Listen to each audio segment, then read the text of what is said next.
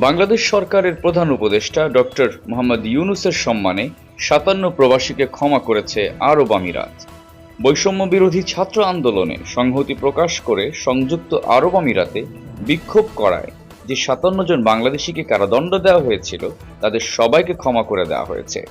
প্রধান উপদেষ্টা ডক্টর মোহাম্মদ ইউনূসের অনুরোধে তার প্রতি সম্মান দেখিয়ে এসব প্রবাসীকে ক্ষমা করে দিয়েছেন আমিরাতের রাষ্ট্রপতি মোহাম্মদ বিন জায়েদ আল নাহিয়ান।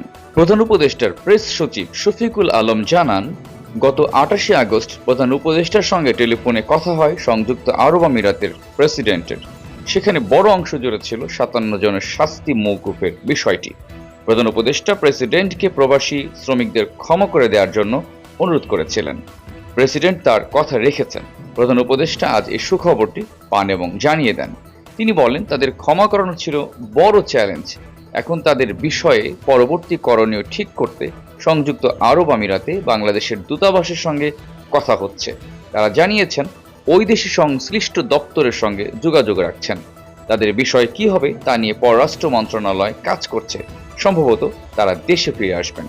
উল্লেখ্য, কোটা সংস্কার আন্দোলনের প্রতি সংহতি জানিয়ে সংযুক্ত আরব আমিরাতে বিক্ষোভ করায় ৫৭ বাংলাদেশিকে বিভিন্ন মেয়াদে কারাদণ্ড দিয়েছিল দেশটির আদালত। তাদের মধ্যে ৩ জনকে যাবজ্জীবন, ৫৩ জনকে ১০ বছর এবং একজনকে ১১ বছরের কারাদণ্ড দেওয়া হয়েছিল।